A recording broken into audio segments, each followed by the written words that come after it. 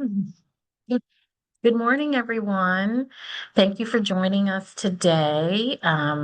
It says a lot about what's possible when we come together around a shared goal. Um, for those who don't know who I am, my name is Camilla Worrell, and I'm the executive director of the Women's Fund of Greater Cincinnati Foundation. And I've spent the last 25 years in the nonprofit world working towards fair solutions and advocating for justice.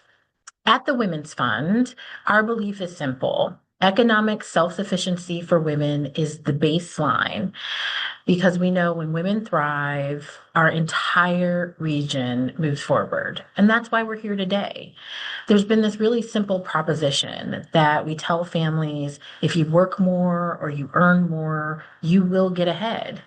But what we see and what this report that we'll talk about today makes clear is that a small raise or a few extra hours worked can actually push families backwards. They find themselves losing access to their childcare benefits or losing health coverage.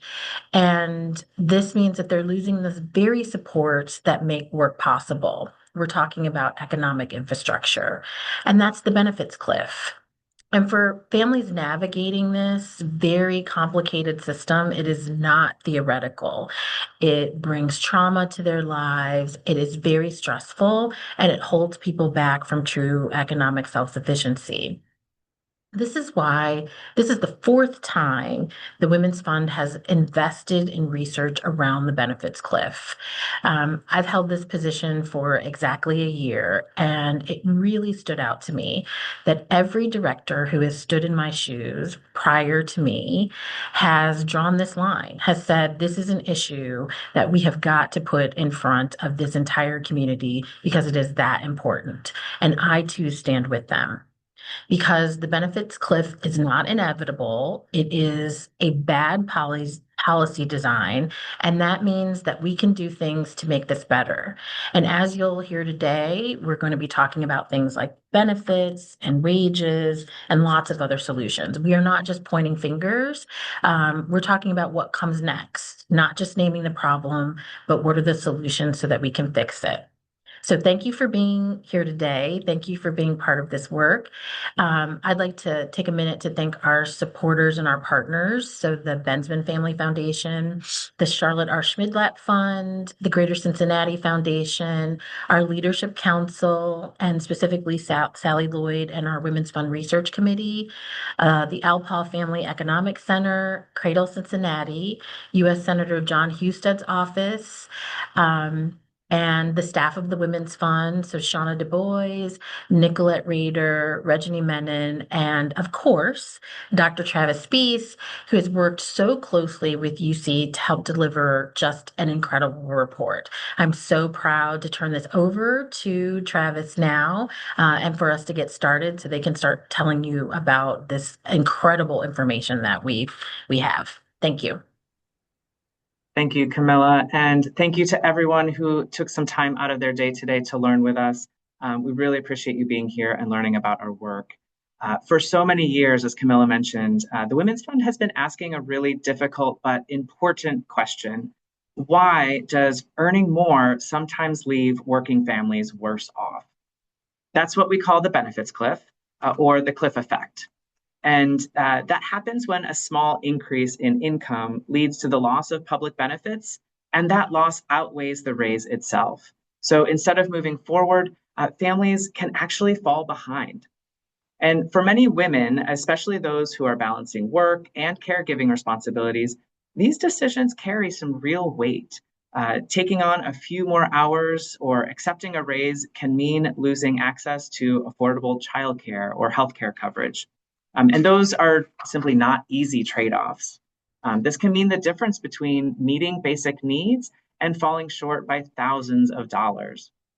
So, what our research makes clear is that these situations are not rare. Across the counties that we examined, 1 in 5 families is not earning enough to meet their basic needs. And so, as we think about the cliff effect, it's helpful to see it not as a single barrier, but as a series of obstacles. And understanding each one helps us identify where systems could be better to support families on their path to economic stability. It's now my pleasure to introduce Megan Hare, Assistant Director of Research at the Alpaugh Family Economic Center, who's going to walk us through the findings of our research.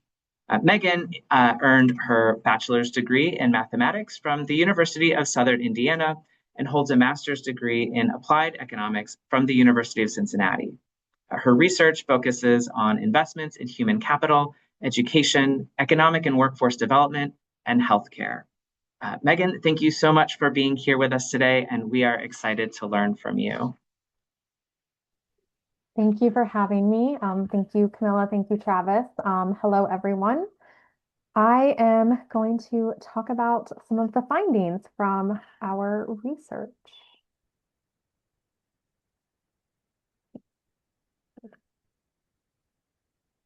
So our research project here is really sort of two separate but related sections. And so the first section of the analysis is understanding the cliff effects. So in this part of the analysis, we examine how the cliff effects create disincentives to increase income, whether that is through additional hours worked, education, or career advancement. And so, as Travis said, the cliff effect, also referred to as benefit cliffs, this refers to situations where an increase in wages leads to a loss of public benefits that's greater than the wage gain. So ultimately, this results in a decrease in total resources, which we define as earned income plus public benefits. So in these situations, individuals may be incentivized to keep their earned income at a lower level in order to maintain their benefits and their level of gross resources. So this is often a rational decision for low-wage workers trying to maintain financial stability. And so for this component of the analysis, we looked at 7 counties across Ohio. These counties that were selected represent geographically and socioeconomically diverse areas of the state. We looked at 2 household types, households with 1 adult and 1 preschool age child, and households with 1 adult, 1 preschool age child, and 1 infant. We also looked at 8 different tax credit or public benefit programs, including both the federal and state earned income tax credit, the child tax credit, child and dependent care credit, child care assistance, the home energy assistance program, Medicaid, health insurance marketplace premium tax credit, as well as the supplemental nutrition assistance program. And so to understand these benefit cliffs, we first need to understand, what does financial stability look like for families? And so the self-sufficiency standard was developed in the mid-1990s, and it represents the income needed for a working family to meet its basic needs without public or private assistance. So there are a variety of basic needs that are included in the self-sufficiency standard, ranging from housing, childcare, food, transportation, healthcare, taxes, emergency savings, and even miscellaneous expenses such as clothing or a cell phone. The self-sufficiency standard is calculated for each county or area in a state, as well as for 719 different family types. This table here is detailing the self-sufficiency standard in the 7 counties that we looked at and for the 2 household types that we looked at. And this table is also comparing that self-sufficiency standard with the federal poverty level. And so the federal poverty level in comparison, it varies by household size, but it does not account for household composition. And there's also very little geographic variation. So all 48 contiguous states have the same federal poverty level. And the self-sufficiency standard, therefore, allows for much more realistic and detailed data on the necessary income to be self-sufficient. I do want to note that for this analysis, when we are discussing self-sufficiency, we are including public benefits, which is a notable difference from the official self-sufficiency standard. So for this analysis, we are looking at self-sufficiency through the lens of gross resources. And so looking at our first household, a family with 1 adult and 1 preschooler. This figure here is illustrating the relationship between annual earned income and the surplus or deficit in gross resources relative to the self-sufficiency standard. So here we can see that all 7 counties analyzed follow the same general trend for this relationship. We've also highlighted 4 cliffs that emerge. The first being due to the loss of SNAP benefit. The second cliff is due to the adult in the family transitioning from Medicaid to health insurance through the marketplace.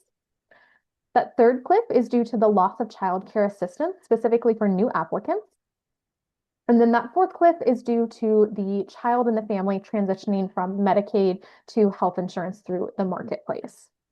And so looking at a couple specific income scenarios, our first scenario looks at an hourly wage of $13.50. This equates to annual wages of roughly $27,000 and represents 137% of the federal poverty level. In this scenario, this family is ineligible for SNAP benefits and the adult is ineligible for Medicaid. Public benefits average roughly $22,100, which puts gross resources at roughly $49,100. In this scenario, a family with 1 adult and 1 preschooler is self-sufficient in 3 of the 7 counties that we analyzed. Our second scenario looks at the wage in which this family is self-sufficient in all 7 counties. So that's an hourly wage of $24.50, which equates to annual wages of roughly $49,000. This represents 249% of the federal poverty level. In this scenario, this family would be ineligible for SNAP, Medicaid, child care assistance if they're a new applicant, and HEAP benefits. Public benefits average roughly $8,000 in this scenario, which puts gross resources at $57,000. Turning our attention to our second household type, 1 adult, 1 preschooler, and 1 infant. This figure again is illustrating the relationship between annual earned income and the surplus or deficit in gross resources relative to the self-sufficiency standard for each county. Again, we see the same general trend for each of the 7 counties, and we see those same 4 cliffs. For this household, I do want to note that we see a much steeper cliff for that third cliff that's due to the loss of child care assistance for new applicants.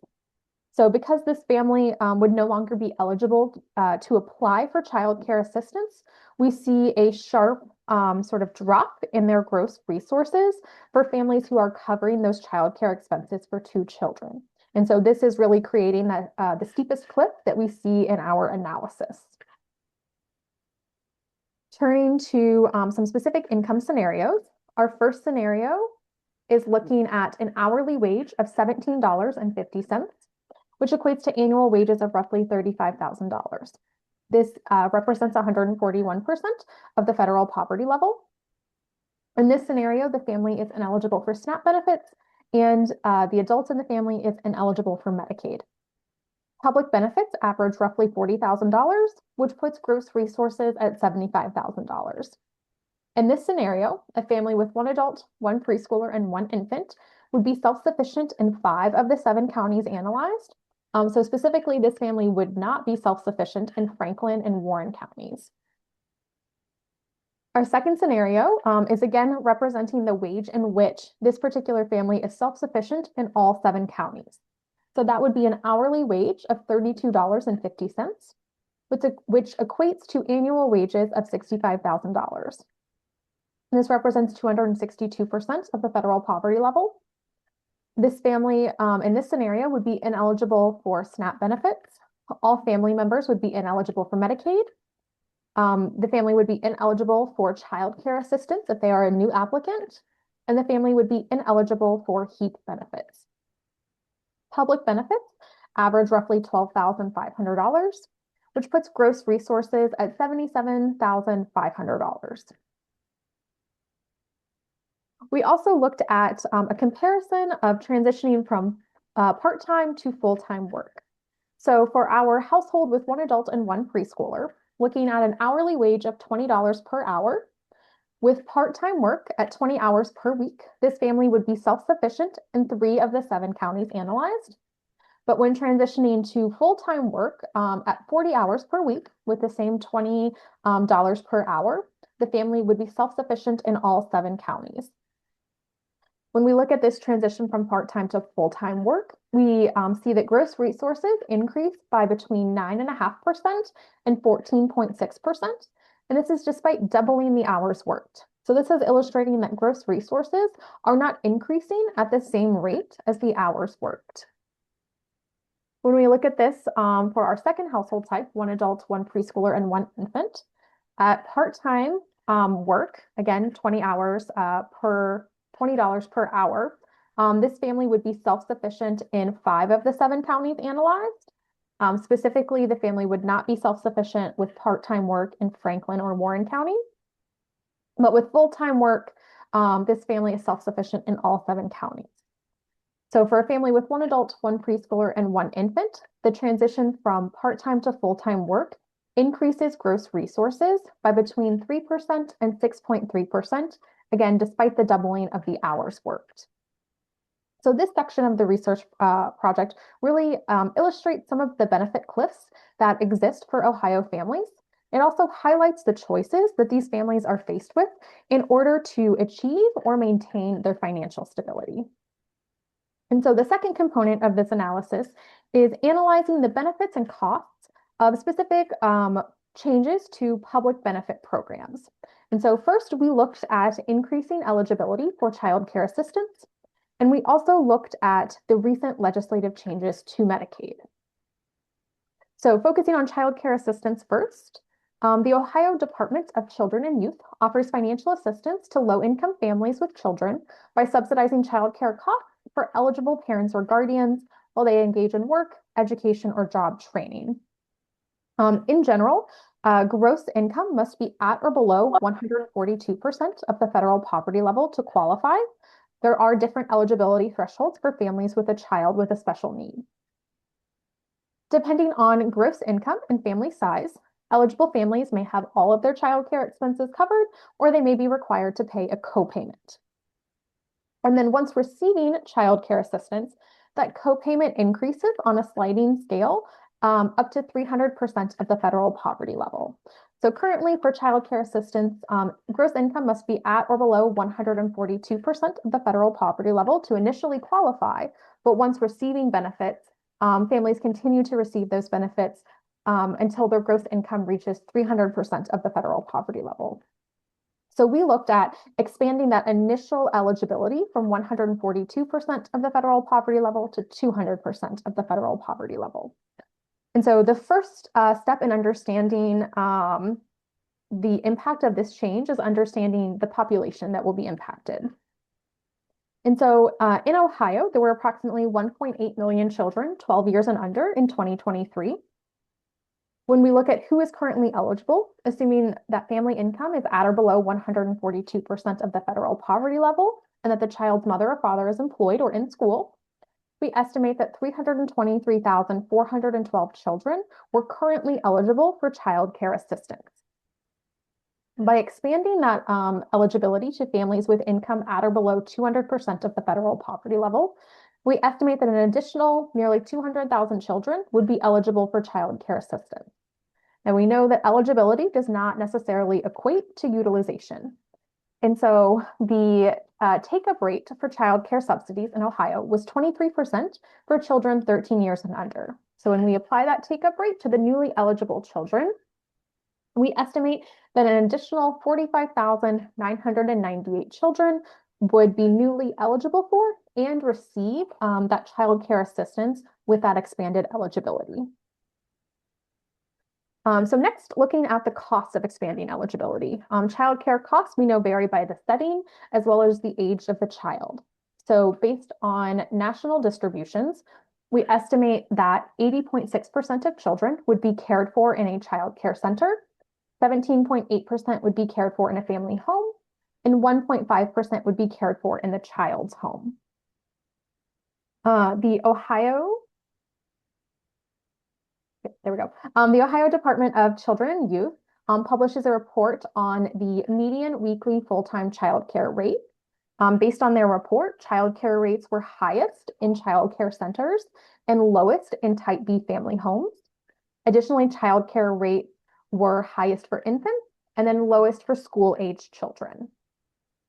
Next, we estimate what does that copayment look like for these newly eligible families.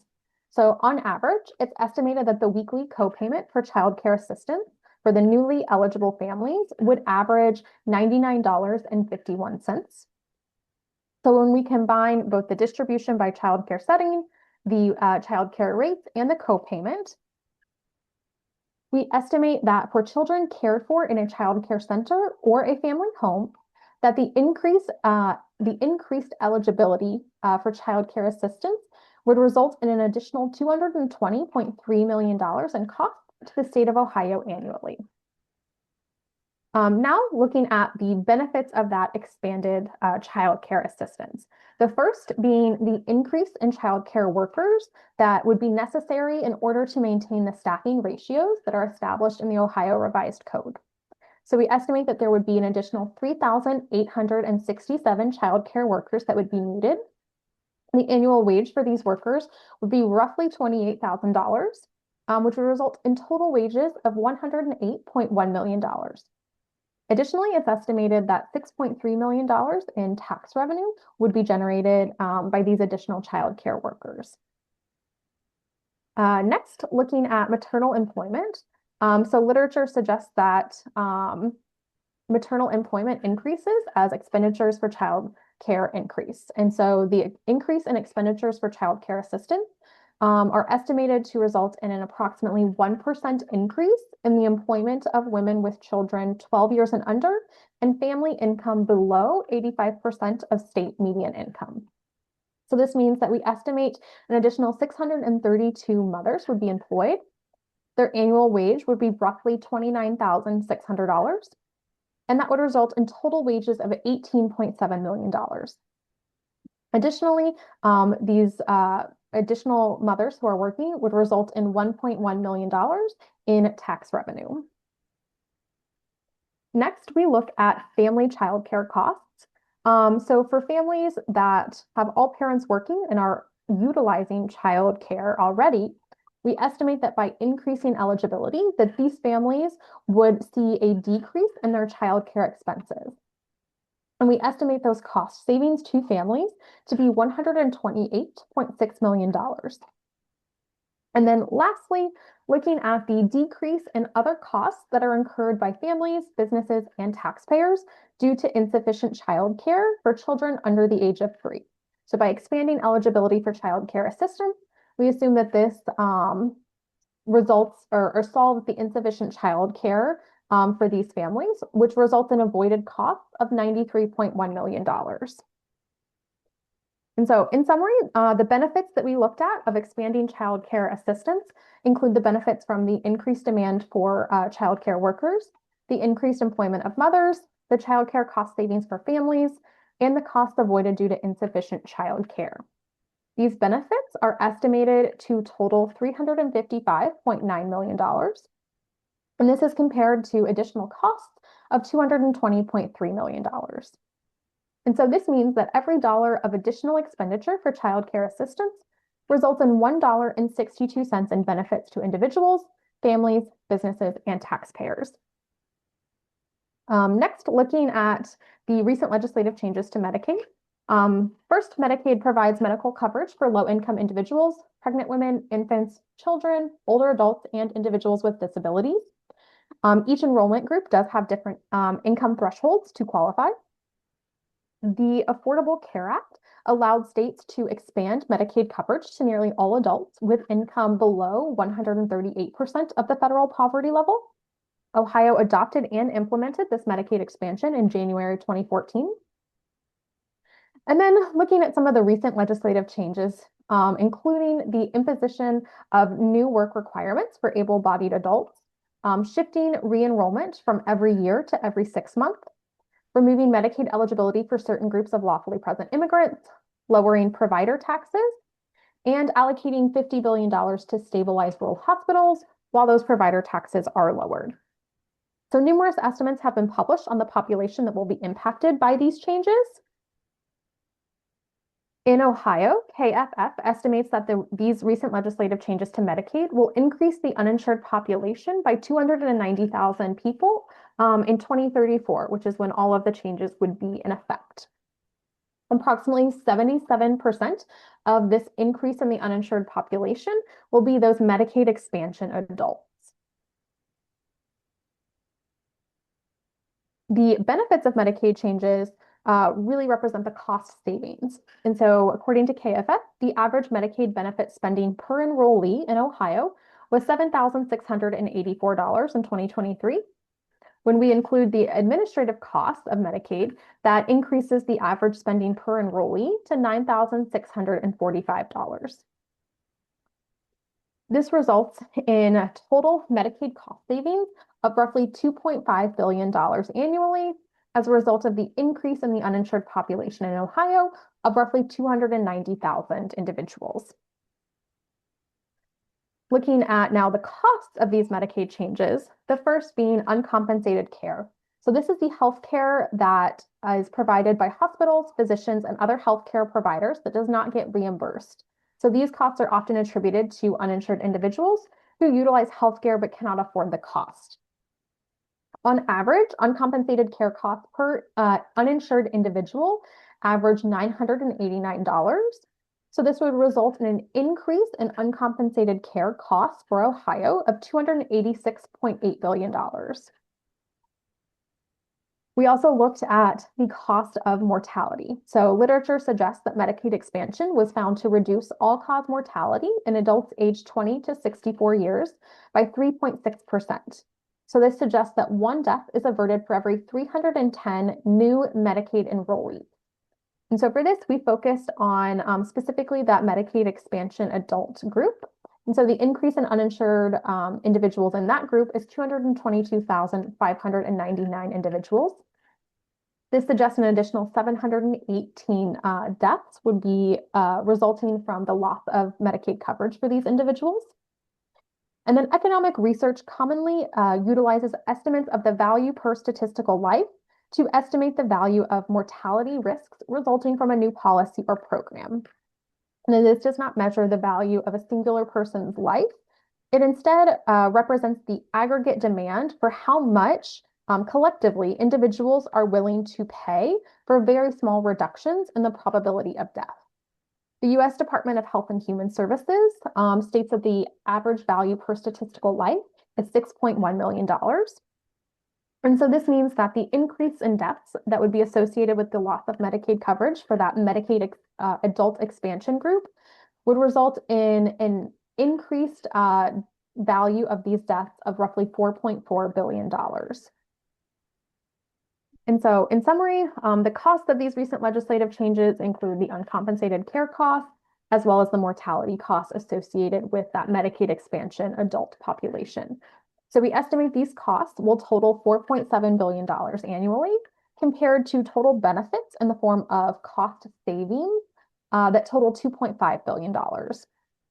So this indicates that the costs associated with the loss of Medicaid coverage in Ohio will exceed the estimated benefits in the form of Medicaid cost savings. So in summary, we looked at the cliff effect. So we observed 4 benefit cliffs, the first being due to the loss of SNAP benefits, the second due to the transition from Medicaid to health insurance through the marketplace for adults, the third being due to the loss of eligibility for child care assistance for new applicants, and the fourth being due to the transition from Medicaid to health insurance through the marketplace for the children in the family. We looked at the benefits and costs of expanding eligibility for child care assistance. We estimate that an additional nearly 46,000 children would be eligible for and receive child care assistance when expanding that eligibility to 200% of the federal poverty level. It's estimated that every dollar of additional expenditure for child care assistance would result in $1.62 in benefits to individuals, families, businesses, and taxpayers. And then the recent legislative changes to Medicaid are estimated to result in the loss of Medicaid coverage for 290,000 people in Ohio.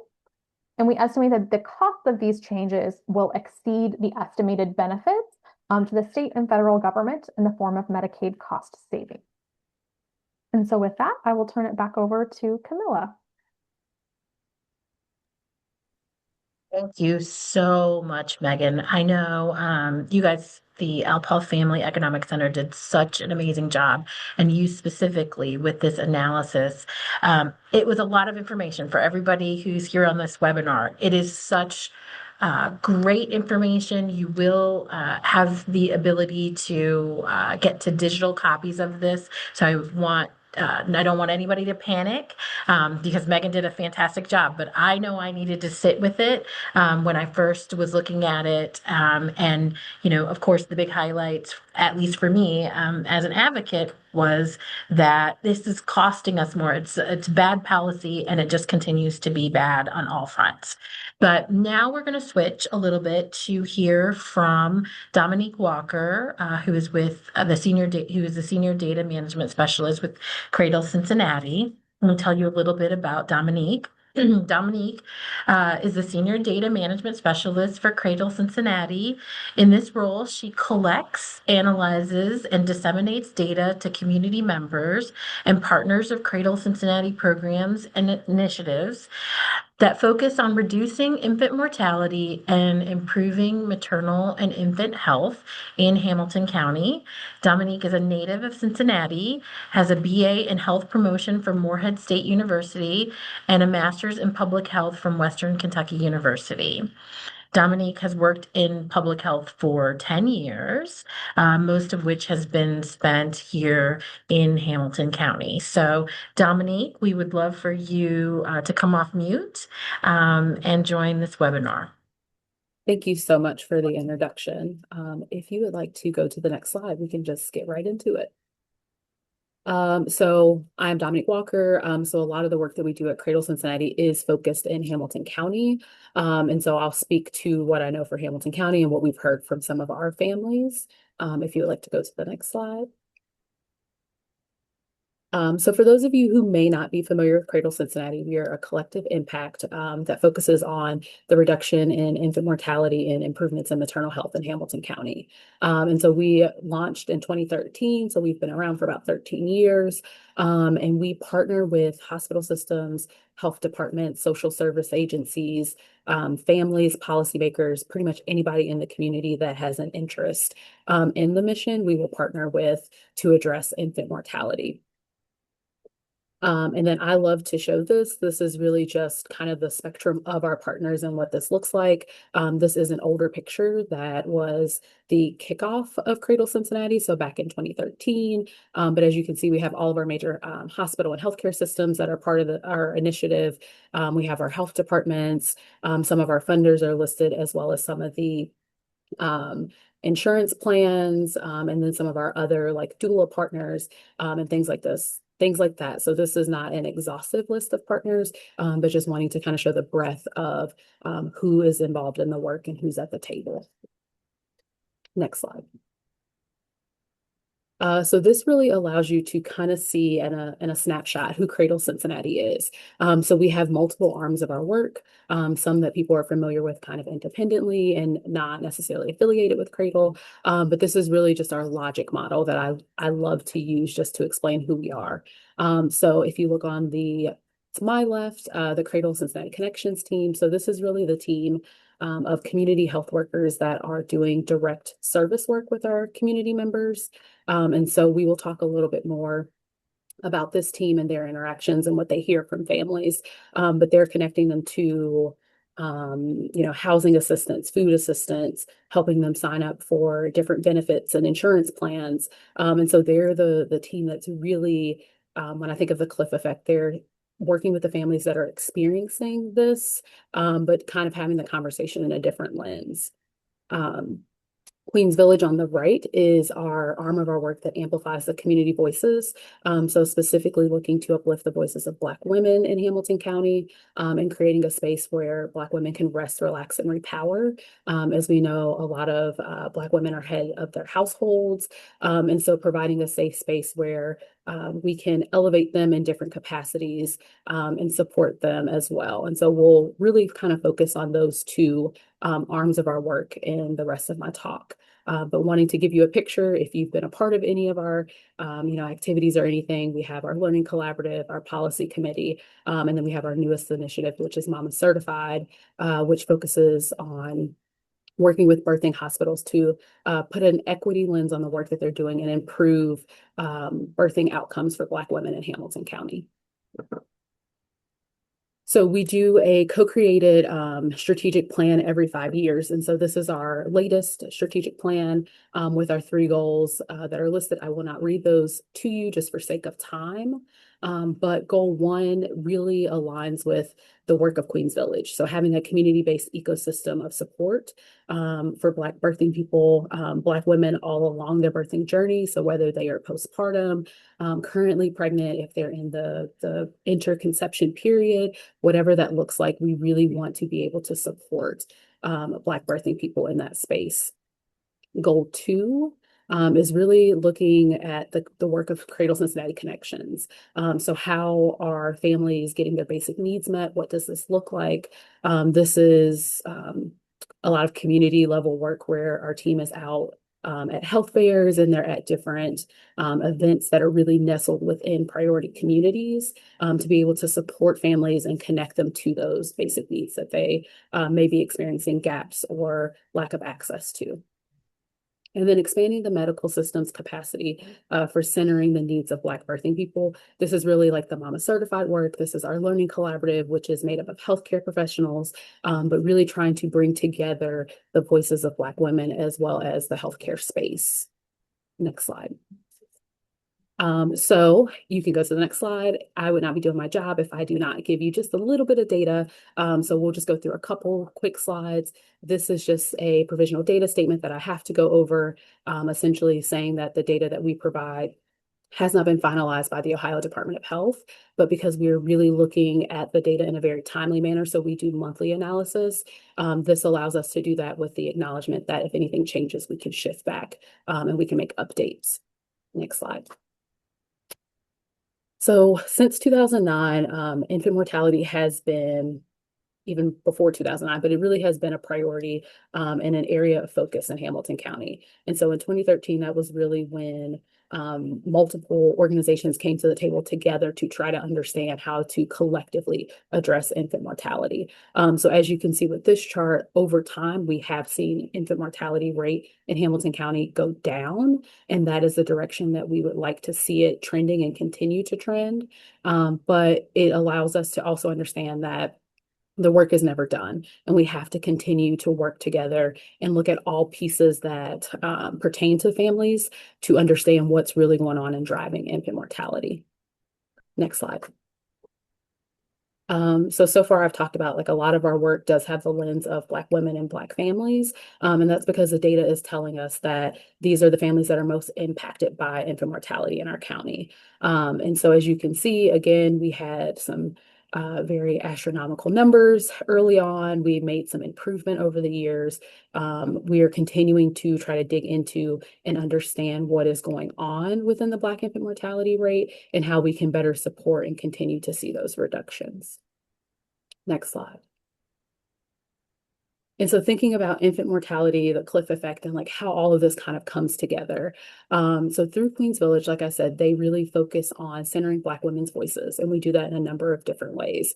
2 of the ways I want to highlight is within like an economic perspective and a policy space setting. And so we do a lot of policy and advocacy work where we are asking Black women and their families to be at the table, to be their own advocates. And so we do some different advocacy trainings for Black women to put them in a position where they feel equipped to be able to speak on their behalf and to feel confident in doing so. A lot of the events and different things that Queens Village does, they also look to support entrepreneurship and minority-owned businesses. So we're looking at, are there woman-owned businesses in the community? Are there minority-owned businesses that we can support when it comes to food and videography and all of those things to empower women? We build leadership and research capacity. So we do a lot of co-creating when it comes to the strategic plan, when it comes to different like focus groups, and we really try to train up women in the community to be able to do that. And then they can also take those skills elsewhere to, move up professionally if that's what they would like to do, or to support other efforts. And then overall, oh, sorry, can you go back one? And then with connections, like I said, they're really doing the identification of gaps within basic needs. And so they're working with these families that are being impacted potentially by this cliff effect. And they are really trying to figure out where the gaps, our main gaps we're seeing right now. I don't think this is news to anybody, but it's really looking at access to food stability. Housing is a big one. We're seeing a lot around childcare, and then baby supplies are really kind of the four things that we deal with every day in trying to figure out how do we support families, what does that look like, and how do we help them navigate these complex systems that may seem easy to some people to navigate, but are actually really challenging when you look at just the different steps and different items that are needed to navigate those systems. And so that is a lot in 10 minutes. That is just, really kind of scratching the surface of the work that we do. If you have questions or anything, please feel free to reach out to me, visit our websites. These are all of our social handles. But we have upcoming events and different things where you can learn a little bit more. And we can always talk more offline on how this connects and how we can support our families. Dominique, thank you so much for all of this great information. I'll leave this up on the screen for folks that want to jot some things down. I love the work that Cradle Cincinnati is doing, both supporting individual mothers, as well as kind of looking at the top and thinking about those systems and how we can support individuals, but change the systems that are keeping people in these kind of uncomfortable spaces, right, for our community. So thank you. I think it's so critical that we understand these lived experiences, but I think this provides us an opportunity to think about and ask what comes next. How do we respond to some of the data that you shared? How do we begin to remove those barriers that create these cliffs in the first place?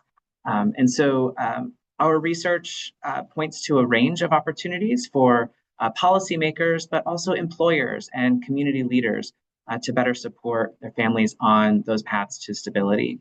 But moving from insight to action requires some really strong policy solutions. So this is why I'm pleased to introduce our next speaker, who is really helping to advance this work at the federal level. Mark Rusthoven is the economic policy advisor for Senator John Husted, where he handles the senator's tax, trade, budget, and finance, and small business and social welfare portfolio. He previously worked at Club for Growth as the policy director and has a bachelor's degree in political science and economics from Southern Methodist University and a master's degree in economics from the Indiana University of Liberal Arts. Today, Mark is sharing some information about the Upward Mobility Act and how that policy can play a role in addressing the cliff effect. And so, Mark, I will turn it over to you to join us and tell us about this legislation. Great. Thanks so much, everybody. And thanks for all the research that you have put together on the cliff effects. It's invaluable. And I think you all are aware that Senator Husted is very passionate about solving the benefits cliff problem. Given his background in economic development and workforce development, he came up against this problem talking with employers and folks in the workforce development space constantly. And this is something that not only needlessly holds back economic growth, but human flourishing. And it's something that he is passionate about fixing. So when I was first hired last June, I was made aware pretty quickly that this would be one of my biggest projects. And so we've worked to develop what we call the Upward Mobility Act, which would be a bill that creates a pilot program for 5 states over the period of 5 years to receive funding for certain anti-poverty programs. The main direct benefit programs that are involved are SNAP, TANF, Section 8 housing assistance, LIHEAP, Child Care and Development Block Grant funding, and WIOA dislocated worker funding. They would receive it in the same amount that they received in the previous year, but they would receive it in one flexible funding stream. The idea being that that would create the ability to utilize a lot of administrative savings through consolidating IT systems, one unified intake and eligibility system, one case manager for all these benefits instead of having all these programs siloed. You would have them in one place, and you create a lot of administrative savings that way. And you could utilize those administrative savings to smooth out benefits cliffs, some of the specific cliffs that Megan was talking about.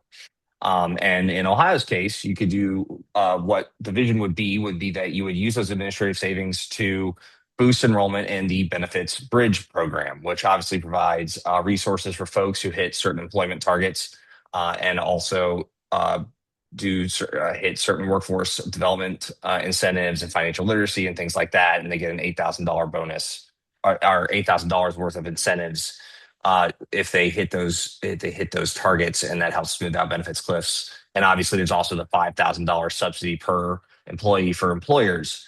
And so the idea would be that Ohio, for instance, if it were to win a pilot project, and Governor DeWine has indicated that he would want to apply for this right away, um, that this would be used to expand enrollment in the Benefits Bridge program, move people up the income ladder, and through instead of having them fall off those cliffs, they would move up in income.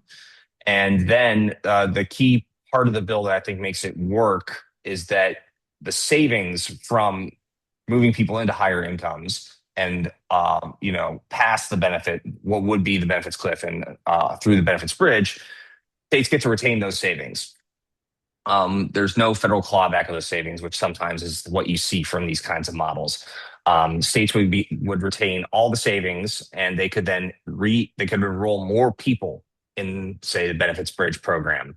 So you have the first step being significant administrative savings that boosts enrollment in benefits bridge, and then as people move up the income ladder, you get to re-enroll, or you get to enroll more people in that program. You create this kind of virtuous cycle of upward mobility. And we've had a lot of good feedback from folks like the Greater Society Women's Fund of Greater Cincinnati Foundation and others at the state and local level. At the federal level, this is meant to be something that brings folks of all ideological persuasions together. It's designed to be something that will be outcomes based and not ideologically based. And so we're very grateful for the work you guys do in this space. It's been helpful for me as we've been developing this. And thank you for the opportunity to chat today about this important issue and what Senator Husted is doing to try to solve it. Well, thank you, Mark, for joining us. And that's exciting at the end. Thank you to all of our speakers, all of our panelists. Thank you for everyone who joined us today. Um, I f- I know that I've been able to sit with the report longer. So what really stood out to me, it seems so clear and compelling that when we make investments in things like childcare and healthcare, we support families, we strengthen our workforce, and it just makes economic sense. And one of the threads today was about how policy design can either create pathways forward or erect more barriers for our workforce. And we've been reminded through the work that's being done at Cradle Cincinnati that behind every data point are real families who are having to make very hard choices every day. There's also something very important in the range of voices that we've heard today, from our research angle to our discussions about what it's like to live this experience, to leadership at the federal level. This is an issue that is not just owned by any one sector or any one perspective. It's a shared challenge, and that means that it's going to require that we all share in the solutions. And so at its core, the benefits cliff is a design issue. And as we've discussed, thoughtful design through policy, employer practices, or community support can create smoother transitions, stronger workforce participation, and more stable families. So the opportunity is in front of us today to take what we've learned and continue the work, to stay engaged. So the Women's Fund, we're involved in coalitions like Beyond the Cliff, or the Economic Mobility Alliance of Ohio, and you can join those too. We're asking you to support efforts that align wages, benefits, and policies in ways that will reward progress. So if you're not using the digital tools provided by the Women's Fund, like our employer toolkit, or going on and looking at our self-sufficiency simulator, there is no better time. At the Women's Fund, we remain committed to advancing research, elevating lived experiences, and working alongside all of you to build solutions that work not just in theory, but in practice. So I just want to say thank you again for joining us today, and I look forward to working with you all in the future. Thank you.